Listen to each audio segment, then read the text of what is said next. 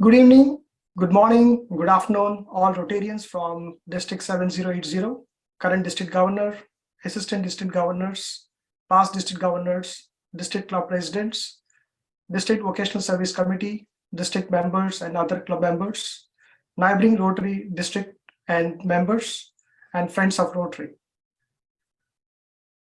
As the district chair for vocational services for 22-23, I welcome you all for this webinar for vocational services. Vocational service is the cornerstone of Rotary and was the key to the beginning of the Rotary ethos of service above self. Rotary's founder, Paul Harris, recognized that people could use their vocations to help others in the community, and thus Rotary was formed and has been serving its local and international community for over 100 years. January is Vocational Service Month. It's an opportunity to begin year-long vocational service activities, ranging from Rotary discussions to awards to community projects. To that end, the District 7080 Vocational Service Committee has developed a 4-part speaker series dedicated to the enhancing members' understanding of this foundational topic. Before we start the webinar, we have housekeeping items. QA and chat is enabled. So if anyone have any questions, then they can please put those in the Q&A chat. Today, we have a special guest speaker, Shekhar Mehta, immediate past president of Rotary International 21-22 Rotary year. And the topic for the webinar is vocational service in Rotary world. Shekhar Mehta has been the 4th Indian in the 117 years of Rotary International history to become the president of Rotary International. Shekhar Mehta joined Rotary in 1985 and current member of Rotary Club of Calcutta Mahanagar, Kolkata, India. He heads the Skyline Group engaged in real estate development in different parts of India, including the largest group housing in the state of Rajasthan in western part of India. He is the member of many professional, cultural, and charitable organizations. He is the chairman of Operations Eyesight India, a Canada-based organization. Shekhar Mehta is a great motivational speaker. His guiding mantra in life is, service is the rent that we pay for the space we occupy on this earth. Please welcome Shekhar Mehta for this webinar. Shekhar Mehta, floor is yours. Thank you. Hello, everyone. So delighted to be in your district, District 7080, to speak on a subject which was the very basis of the formation of Rotary. Thank you, Sunil, for asking me to be here at this webinar. Thank you. It's absolutely my privilege to be here. Canadian Rotarians are just outstanding. You've been given some outstanding leaders to Rotary. My aide was a Canadian, Bryn Stiles. The person succeeding me is a Canadian. My vice president was a Canadian. So I've always been surrounded by Canadians. So it's wonderful to be with all of you here. The topic that I'm going to speak on, of course, is vocational service, which in Rotary at times has become occasional service. So I'm very happy, Sunil, that you have brought the spotlight on this topic. At times, this is one aspect which gets relegated, whereas this was the very basis of starting Rotary by Paul Harris. It is such an integral part of our object itself, and it's so well enshrined in the part of our object where we say that Rotarians' occupation to be used as an opportunity to serve society. Application of the ideal of service in each Rotarian's personal, business, and community life, and the advancement of international understanding goodwill, of course, is the 4th aspect that we have. So high ethical standards in business and profession, and the recognition of worthiness of all useful occupations, dignifying of each Rotarian's occupation as an opportunity to serve society. These form the very basis of vocational service through our object of Rotary. So when Paul had started, the idea was there should be people from different vocations coming, sharing their ideas, networking. And that's how we had the classification system, where we did not want this to be a lawyers association or a doctors association. He wanted people from different vocations to come, lend their expertise, lend their ideas. While they were doing, it was expected that each of these people would be a leader in their own vocation or profession. And that's how Rotary started. And that has been one of the unique things that Rotary has. Very few other organizations, if at all any, have the system where a classification is lent to a Rotarian, that when you join Rotary, this is the classification that has been lent to you, only you can use it. Of course, over the period as we evolved, as time passed, as we grew, 1 became 2, 2 became 5, and then the numbers grew, and over the period, the number of classifications also grew. But even today, classification is an excellent tool to get more and more members into Rotary, where people from different vocations, different professions, and now the number of professions, vocations have become so many that it's become very easy to get people from different vocations. There are so many streams in each of these vocations. For example, doctors, you could get 100 different types of doctors. So there is a variety where you could choose from and still find a leader, because we are all leaders who are trying to make a difference in this world, at times using our vocation, at times serving the community. The idea also is first to recognize that each vocation is very important, and we are going to maintain high ethical standards. Ethics is one of the cornerstones of Rotary. The moment you are a Rotarian, you are expected that your dealings are going to be ethical. If I were to do business with another Rotarian anytime, I would know the moment I see the person with a pin, I know there is a basic thing that high ethical standards would be maintained by this person. So we represent a group of people who maintain high ethical standards in our dealings and profession. So we ourselves set examples of high ethical standards in our vocation. The next is to use our vocation itself to help other people. To me, this is one of the best things that we have in Rotary. Sorry. Many of us get opportunities of helping others because of our vocations. Doctors are the first who can do this very easily, helping others at times in their community, at times beyond boundaries. Your communities may not need, they may be so developed, the healthcare system may be so developed that you do not need to use your vocation to help other people. But let me tell you, in majority parts of the world, this is not the case. People need help. So each year, just to give an example from India, we have medical missions which go from India to Africa just to help out the countries in medical facilities, at times to set up the medical facilities, at times to perform health camps where thousands and thousands of people come and they get treated, they get operated upon. So there is a set of 10 to 15 doctors using their vocation to go and serve the community far beyond the boundaries. Just the other day, I was at a similar health camp in India, where hundreds of Rotarians had come. They were all doctors, some of them were nurses.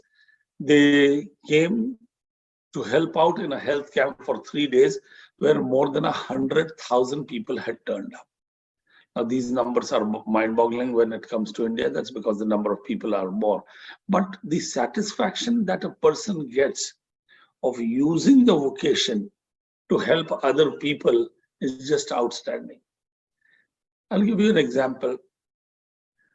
When tsunami had struck, one of the areas which got hugely affected was the Andaman Nicobar Islands. Andaman Nicobar Island happened to be a part of my own district, though we are a 2-hour flight away. It's an island in the Bay of Bengal and bordering Indian Ocean. And I live in Calcutta. But when tsunami struck, I started collecting huge amounts of relief material. Nearly 50 tons of relief material came in just 2-3 days' time, and we took it to Port Blair. And when we went there, we went to one of the islands, and we saw that all houses there had been just wiped out because of tsunami. So, being a builder myself, I thought, let us build homes for these people. So we decided that we'll build homes. This was a tough call because we had to first take a flight to go to Port Blair for 2 hours and thereafter take a helicopter which would hop into various islands and come back, because none of these islands that the helicopter went to had water or electricity because of tsunami had wiped out everything. So nobody could live there, nobody could stay there. The helicopter would drop us and pick us up back. We would get about 2 hours time to see, plan, etc., everything. But we were determined that we would do that, and we wanted to make those 500 homes. I remember me and 5 of my friends who agreed to do this. We took 7 trips to that island, which was called the Hut Bay Island, which took about half an hour of a helicopter flight from Port Blair to Hut Bay. And with local Rotarians from Port Blair, we were able to put up those 500 homes. The last day when we were going for the handing over ceremony, we were in the helicopter. And as the helicopter was circling on that island, I suddenly saw a sight. I couldn't understand what it was for a few seconds. I saw something shining there. And soon I realized, oh, these were the roofs of the houses that we had made. And it suddenly struck me, all my life I had made buildings. Excellent buildings, beautiful buildings, earned reasonable money out of them. Made friends with the people that I sold buildings to. And here, these were the most ordinary buildings that I had made, because we had to make temporary houses till the government came in and made the final houses. These were some of the most ordinary houses I had met for people who I did not even meet till then and would probably never ever meet in my life. And these houses were made at a place where I knew I would never ever go back in my life probably. And yet, the satisfaction of making these houses was far greater than the profits that I made in all the buildings that I had made in my life. That's because I was now using my vocation to help other people rather than help myself. That satisfaction is an amazing thing. So, using your vocation to be able to help others, I think that is absolutely sublime as far as Rotary is concerned. So vocational service can give you a tremendous kick in Rotary, a great satisfaction. It is one of my Rotary moments in life when I still remember that when we were circling that shining rooftops of those houses.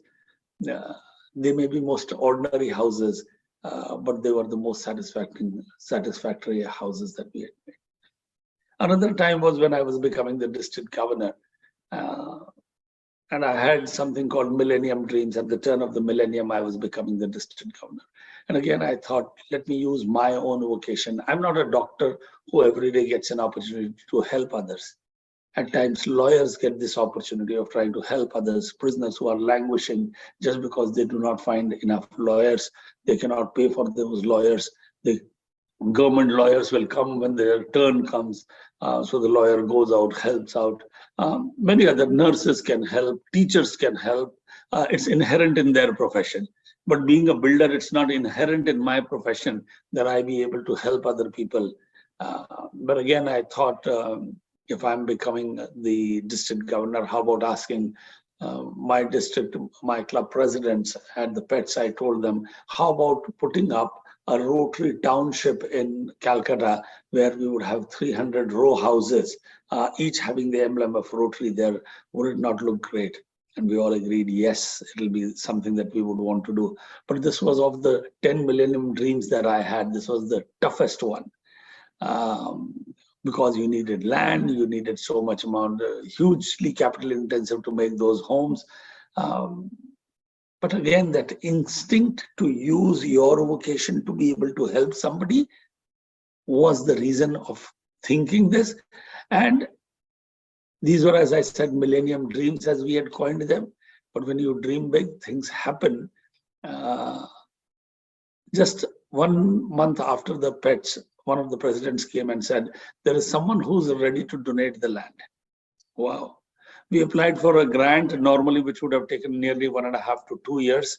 On 24th or 25th of June, I remember my term was coming to an end, and I got news that the grant had been approved for not 500 homes that we had initially planned, but for 300 homes. And when I heard the news, tears rolled down my cheek. I remember it was unbelievable that as my year was coming to an end as a district governor, I would get this opportunity of using my vocation. And so many other people were involved. There were architects, there were builders, sorry, there were contractors. All of these people who normally do not get this opportunity of using their vocation for helping others were getting an opportunity. And those houses did come up over the next 1.5 years. And it was a beautiful sight where you could see row houses, all with the emblem of Rotary. And then when you see that, once again, you feel it's really worthy that you are a Rotarian. Again, a defining moment in your Rotary life where you feel that you've used your vocation for helping other people. We all use our vocations for ourselves. We are ethical people. We maintain high ethical standards in all our dealings. But the great satisfaction that we get is also out of using our vocation for helping other people. The other thing that we can do is helping others in getting their vocation started. That's again a huge opportunity of skilling people, of providing vocational training to people. And that as a program and project of Rotary is something which is outstanding. We've always said, rather than give a fish to the person every day, it's better to tell them how to fish or create a net. And that's what we do under vocational service. And we do a reasonably good job out of it. Economic and community development area of focus is something that we tap on while doing this. There are programs and projects around the world. When I was in Africa last year during my presidentship, I went from country to country and I saw some amazing programs. So there was this program where the girls and boys had just gone through vocational training and thereafter computer training. And each of them were now able to start an enterprise of their own, or they were ready to go and get a job, and their life changes absolutely. Skilling people is an outstanding thing. I mean, what could be more sustainable than skilling somebody, and you have done it for a lifetime? One-time investment and lifetime of benefit for that person that you are skilling. This is a program I'm really attached to. So we had a partnership with this gentleman, Lord Lumba from UK, and he met me a few years back in India, and he was very keen on providing skill development to widows because 24th June is it, or 25th June, I'm forgetting, or 23rd June is considered as World Widows Day. And this had become so because of the persistent initiative by Lord Lumba, because his mother had become a widow on that particular date. So he had pursued with UNICEF, etc., United Nations, to get this day considered as a World Widows Day. And then we agreed that we will have a program of skilling widows or their unmarried children. And I'm happy to tell that thousands of such people we have been able to provide vocational skills in different areas. So so many of them became beauticians. So many of them started tailoring. So many of them became good mechanics. They became salespersons. Uh, the areas for skilling are so many. Uh, I have seen this in Africa. I've seen this in Korea. I saw this in India, Pakistan, Bangladesh, Nepal, all of these countries. The program for skill development is one of the outstanding programs that is there. So vocational service provides these great opportunities of not only using your own skills, having ethical standards in the work that we do, helping others because of my own vocation, and also helping others take up help in defining their own vocation. Another service we can do and we do is helping young people to decide on what vocation to take up in life. With myriad of vocations now available in each stream. I still remember when I was a student, which was more than 40 years back, or even nearly 50 years back. When you came to grade 8, we had to choose one stream, and we just had 3 streams. You could either take science or take commerce or take arts. And the entire the education system was just divided into these 3 aspects. Today, there are probably 300 options available to people. And at times, the children, they are not sure which one they can take. At times, we conduct aptitude tests for them to help them decide what they would like to do and how they would be able to help themselves. At times, in India and in so many countries, children want to go abroad for studies, and that's another place Rotarians help them to decide on how which country is providing what opportunities for what vocation. So that's another very important aspect where we help children decide along with their parents as to what is the best course for their own children, depending on the skills and aptitude of the child itself. So helping children, helping grown people who are wanting to get jobs. Once they have done all of these, another aspect that we do very well in Rotary is recognizing people who have shown excellence in their vocation. So when we set high standards ourselves, we also want to recognize people who have shown high standards, who have gone beyond their call of duty to do what they are doing. And vocational awards is something that Rotarians like to do around the world. And it's a great thing to do. It showcases to the entire world that this is what Rotary stands for: high ethical standards in their vocation and profession, and we are wanting to recognize it. I wonder how many organizations continuously and on this worldwide basis keep providing these awards, but Rotary does them pretty well. In my own district, and I keep referring back to India because that was the brief given to me that I should be able to give some spotlight on what happens around the world. So I'm referring sometimes to Africa, sometimes to India, because Sunil, you had wanted me to provide an idea on what exactly is happening. I'm sure the other speakers who come in this series will throw light on the vocational service aspect in other parts of the world. So my own district, there is a program which is now continuing probably for 30 years. Each year we provide the 4-way test Man of the Year award. And this award goes through very stringent process of deciding. And some of the most eminent people, very deserving people have got these awards.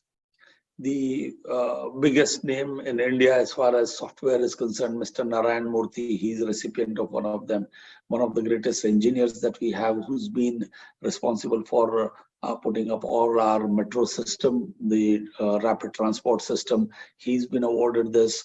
Some of the greatest filmmakers or film stars, they've been awarded, whether it's from the field of industry, movies, sports, government service or social service.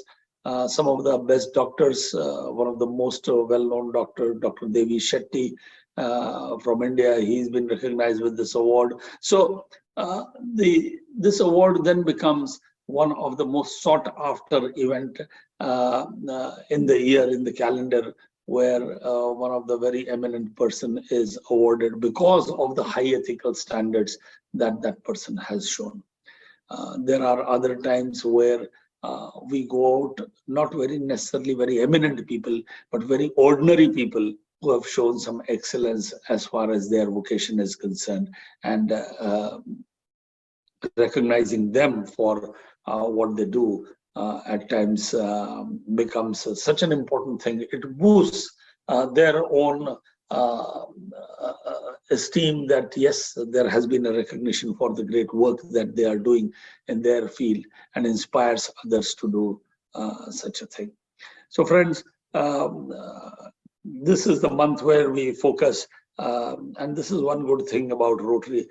Each month we have one focus or the other, where it brings an opportunity for us to rekindle that spark within us for each of those areas. So sometimes it's the literacy month and we talk about literacy and we all start focusing on literacy.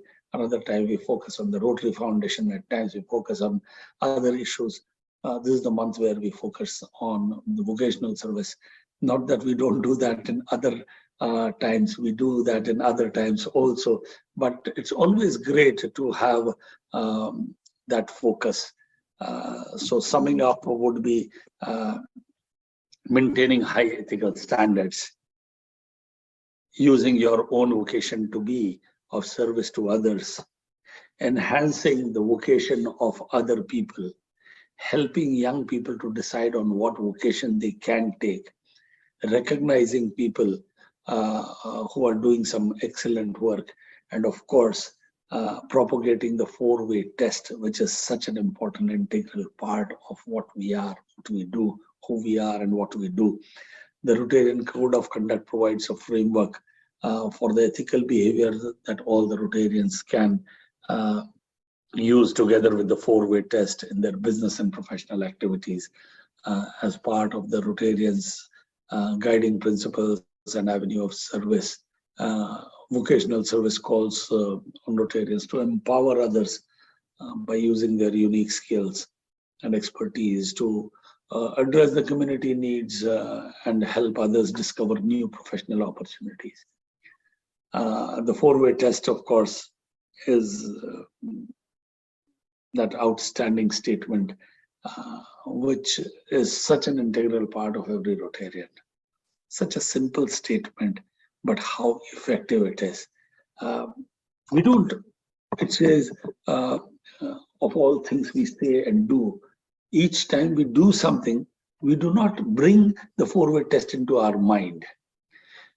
But over a period of time, because we know the 4-way test, we practice it. We don't have to pass our thought through it. It becomes an automatic thing. Anything that a Rotarian does, the first thing that person asks, is it the truth? Is it fair to all concerned? So we do pass everything that we do. It becomes an automatic thing. That's because you have such great belief and faith in the ethical standards, and that becomes the cornerstone as far as vocational service is concerned. So friends, I thought these were some of the thoughts that I would share with you, with some instances of my own opportunities with vocational service, and some in India and the other places that I've seen them. I'll be very happy to answer any questions if you had. Thank you so much. It's been a privilege, absolutely, to be speaking to each and every one of you. Namaste. Thank you. Thank you so much, Shekhar Mehta, for being our special guest today. And I would like to appreciate taking your time out at 6:15 a.m. in the morning IST. Really appreciate that and your commitment to join our speaker webinars. And thank you so much for doing that. And we have Sandhya Maini, our current district governor as well. So Sandhya, I'll give it to you. Good to see you, Sandhya. Good to see you as well. So I just wanted to say thank you on behalf of our district. You know, I know sometimes vocational service can be challenging, and so I'm thrilled that Sunil has put together these webinars along with his team, and so happy that you were able to join us. And I know it is very early for you in the morning, so thank you for doing that.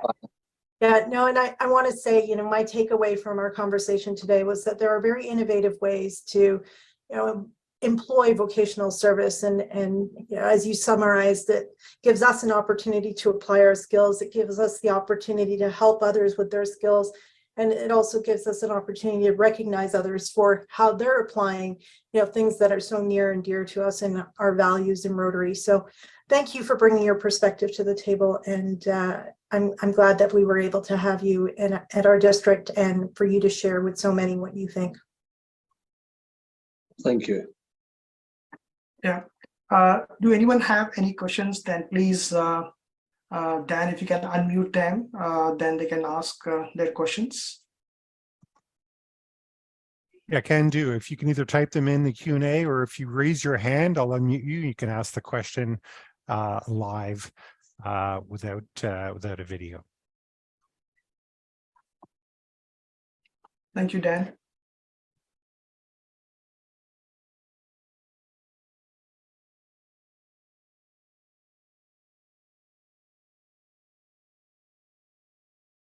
I think Badar is raised his hand.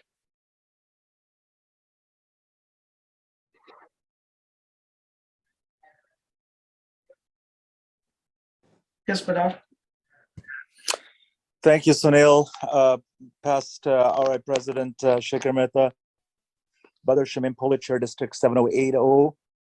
Excellent conversation, and your personal vocation, i.e. building houses, is of a lot of interest to me, because I'm a portfolio manager and we fund a lot of real estate development activity here in Canada.